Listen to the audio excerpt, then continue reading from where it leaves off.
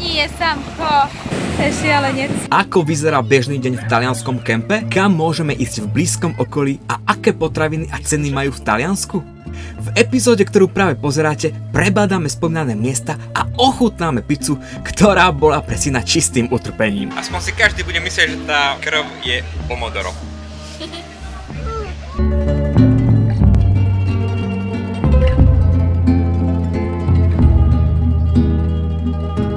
Všetko to začalo nevinnou požiadavkou od našej maminky. Nájsť kojenecké mlieko. Pozrieme sa celkovo aj na obchody a produkty, ktoré ponúkajú tu v Taliansku. V blízkom okolí kempu máme na výber viacero obchodných reťazcov, tak poďme do toho najbližšieho.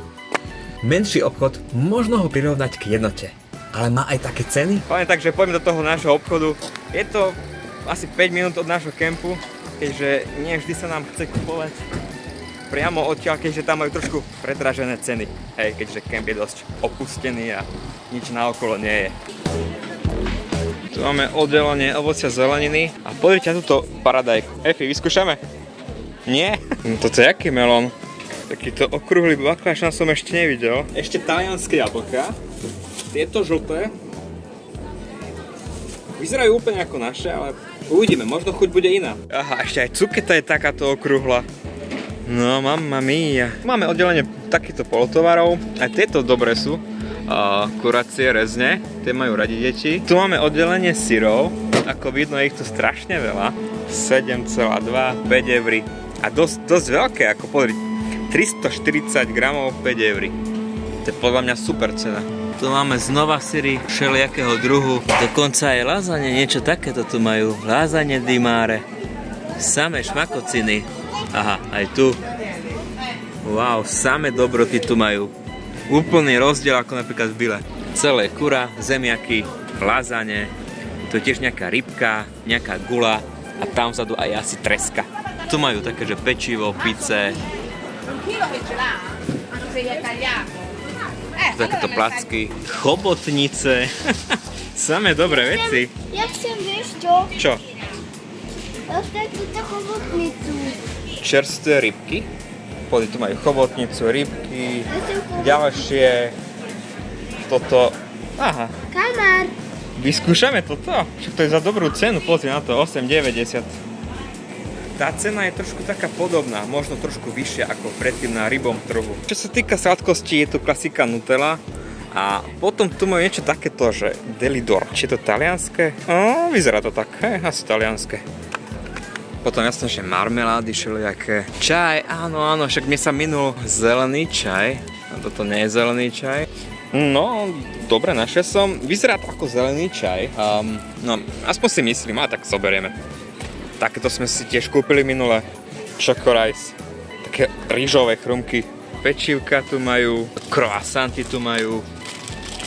Takéto linecké. A jasné, že cestoviny od vymyslu sveta, hej.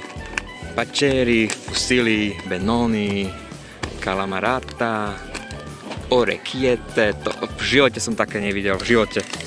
Takéto ich špeciálne produkty. Tých produktov je tu extrémne veľa. Tu majú takéto čipsíky a také slané, hej, klasika. A Pringles, hej. Kipster, syrové guličky, tieto sú veľmi dobré. A však zoberieme aj tieto. Takéto Dixie, chrumky. Ďalšie také hranolčeky, ako keby sme v Toskánsku, tak tu pravde, že majú olivové oleje. A jeden z nich je napríklad tento litrový, za 8 eur. Potom máme ďalší litrový za 5,50. To rýžový olej za euro 78. Slnečnicový, tu je slnečnicový, ak sa nemýlim, tak euro 68. Mega. Potom tu je olivový olej, len v takomto lepšom prevedení, to je liter 9 eur. 6 eur, pol litra takéhoto. Comunicazione di servizio, Serena Cassa 2. Taktiež salámy, hej, bez toho by nebolo talianskom. Hej, tu máme takéto prosciutto, takáto obrovská šunka. No a pizza ristorante, to máme aj doma. A to máme za 2,89. Čo je podľa mňa fajn cena. Potom tu je pavilón alkoholu, je to dosť veľa aj tých nemeckých pil. Potom sekcia vín, od každého regiónu by som povedal, Ciro, Belamico, Santa Cristina, Je tu toho extrémne veľa, tých cien 4 €, 2 €, to sú asi tie lacnejšie. Najdrahšie, je to nejaké najdrahšie, 7 €. Ale mlieko pre bábätka som nenašiel, takže musíme skúsiť iný obchod. Dobre, čiže misia nesplnená, poďme do toho Lidla. Pokus číslo 2, hľadania mlieka pre bábätka. 1,5-ročné bábätko. Tak hľadáme odznova. Veríme, že tento obchod nás nesklame a nájdeme vytúžené mlieko. O mnoho viac je tam tých produktov, tých rybacích. Nie len losos ako u nás. Tu máme aj tú chobotnicu, čo som mal pred pár dňami. Sushi to máme aj my. Také hotové jedlá s mušlami. Polievka. Vyskúšajme. Že by predsa? Našiel som to, čo som hľadal? No, farbu to má rovnakú. Je to pre deti. Len ten názov. Je to vôbec to? Bude musieť stačiť. Snaď to príjme. Misia splnená. Mlieko máme. Ale hovorím, snaď ho príjme. Poď. Tak poďme domov.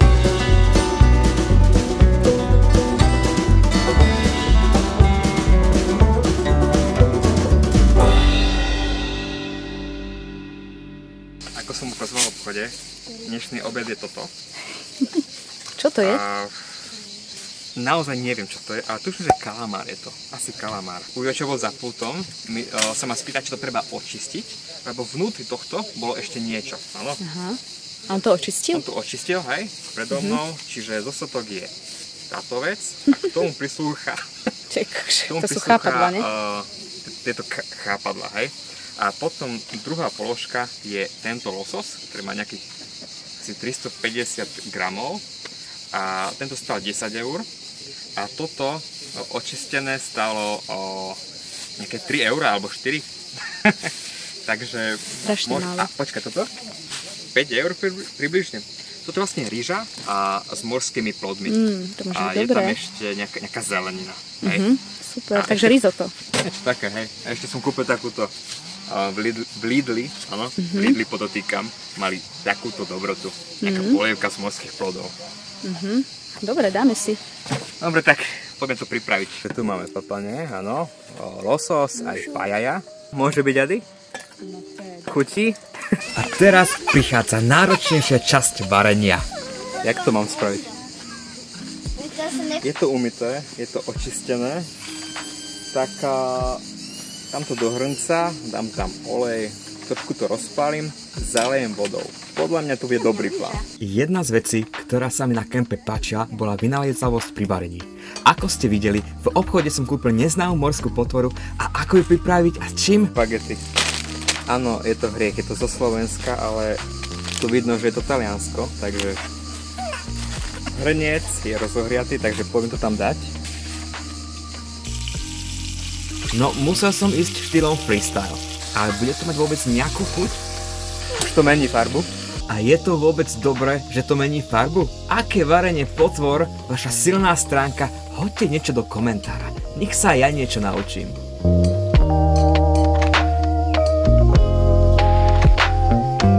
Trošku to ešte nechám a zalejem to vodou. Keď človek nechá hrniec bez stráženia, prichádzajú hladní vlci. Teda aspoň jeden. Rýchlo pribehnem a vidím, že je všetko v poriadku.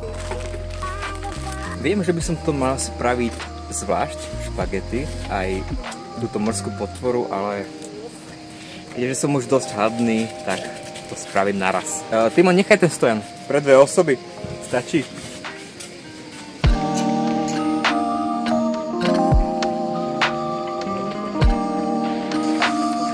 Až 9 minút, ja to dám radšej 10.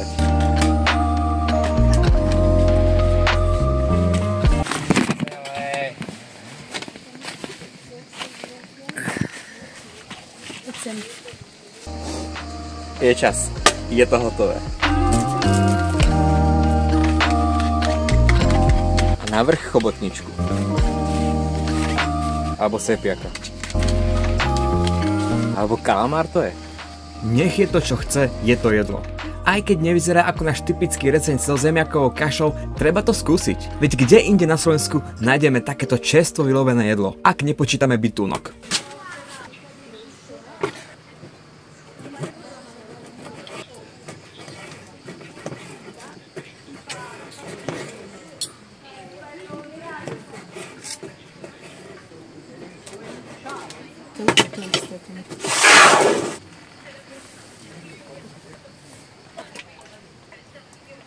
Teraz degustácia. Takže, hodina pravdy.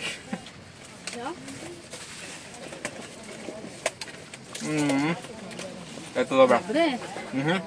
Tak ako má byť. Chutí to morsky, žuvačkovo, proste skvelé, super. Na tom vyjadrení emócií musím ešte zapracovať. Každopádne bolo to skvelé jedlo. Určite každému odporúčam. A po skvelom jedle je osviežujúci drink mojou odmenou. Ale poďme radšej na pláž. Maminka! Kola!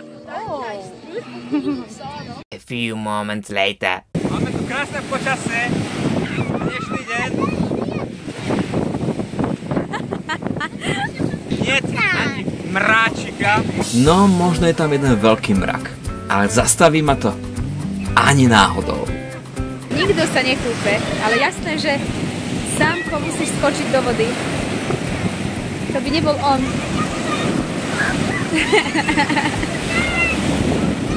To je šialenec.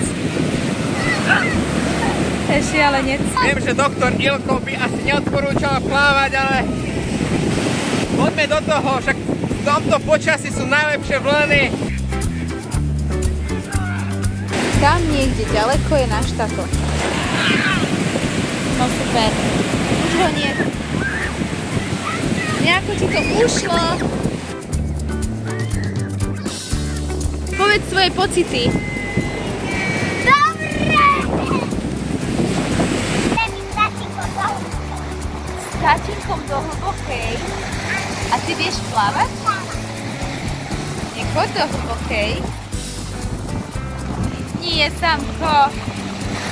Nie. Tieto plavky sa nedajú dať vyššie. Či to bolo tým obedom, alebo tým kúpaním, zrazu som sa cítil úplne inak. Lepšie. Ty krokodil.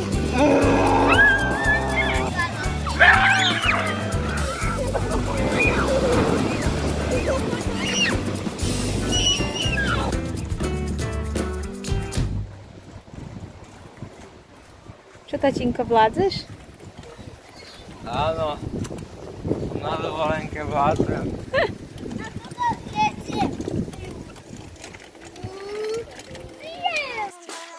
Je skoro 7 hodín a ideme do civilizácie, kde nie sú žiadne kempy, ale sú normálne postavené budovy. To čo je postavená budova? Už nevieme. Tam normálne bývajú ľudia, nebývajú takto vonku? Poďme sa na to pozrieť. Tak, už sme zaparkovali. Našli sme tu taký pekný areál, blízko, ja neviem vôbec, kde je to námestie. Ale je tu proste hodina 80 centov a radšej, keďže už sme predsa, nás to nebaví hľadať to parkovacie miesto a tak radšej využijeme niečo takéto. Keďže tento výlet bol úplne spontánny, tak si najprv pozrieme v mapách, čo sa tu dá pozrieť. Zatiaľ sme na takomto ihrisku, ako som už v predovších videách spomínal.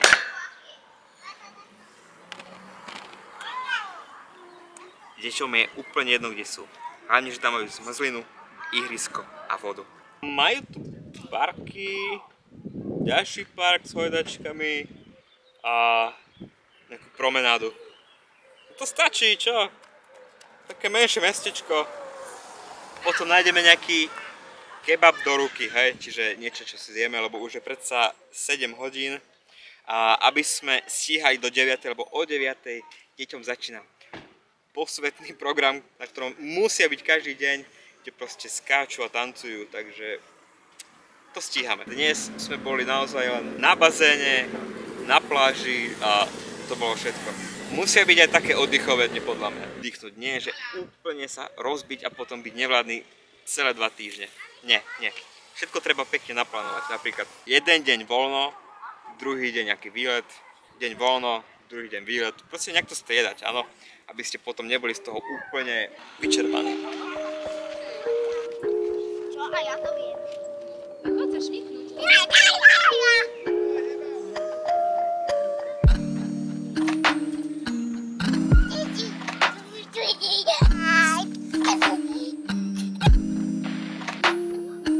Teraz prechádzame takým parkom, kde sú dosť naklonené tie stromy, podobne ako v Pise. Má to súvisť? Konšpiračná teória? Podľa mňa preto, lebo dosť je to tu pri mori a tým pádom, že to stále len fúka na to, tak sa to ohýba a je to takto naklonené. Ale vyzerá to krásne, skôr zaujímavé. Šmíkalka číslo 2. Čo tam je? Také srandy? Také mňamky? Také keksíky alebo čo? Cukríky.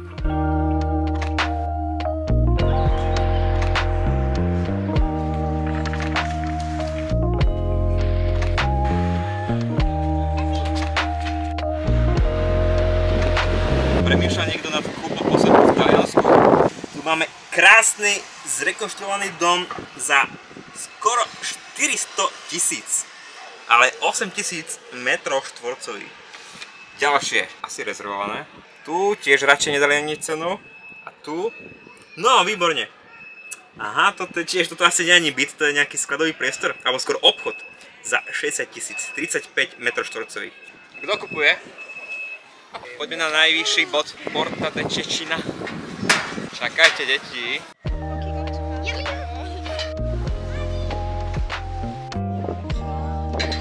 Zámky, ktoré si sľubujú vernosť až do smrti, prepočte, dávam im 3 mesiace.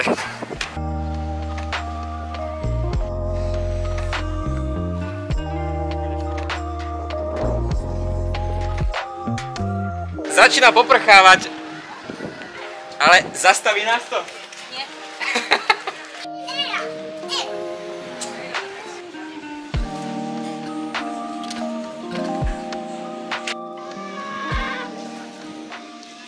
Historická chvíľa pri ochutnávke pizze. Čo sa stalo? Povedz. Čo to? Ešte raz. Vypadol mi zub. Vypadol mu zub. Takže ešte, že máme pizzu, čiže aspoň si každý bude myslieť, že tá krv je pomodoro. Efi mu vypadol zub. Áno, vieme. Bez zubic. Bez zubec. Čo sa týka chute pizze, tak to je taká typická, taká, že odležaná, nie? Áno. Taká, že spravili to na obed a Taká teraz to koláčová. jeme, čiže taká moja koláčová, no. Koláčová. Sámková obľúbená. Hej. Lebo podľa mňa pizza naozaj lepšie chutí, taká dňová, ne? Po dni. Proste ja za to nemôžem, že to o mnoho viacej chutí. Lebo tie chute... Ako komu? Lebo tie chute sa vlastne spoja, ne? Aj guláš je lepší dňový. No guláš áno, ale pizza nie. Nie? Adi, je to dobrota? Áno? Efi? Vidieť. Tačinko? Fajn, aj táto je dobrá. To je jaká? To sú také paradajky sušené. No? Ale dosť veľké ako celé paradajky.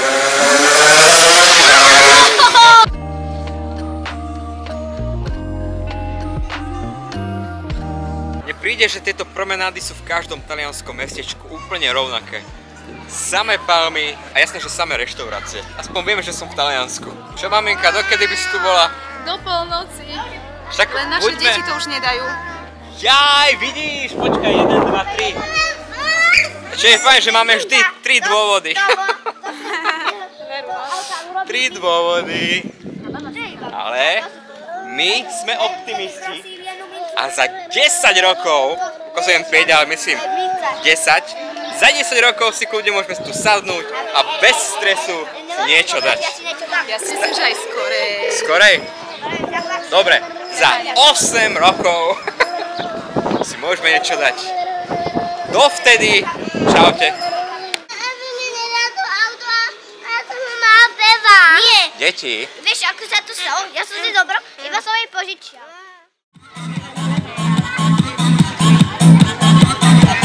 Na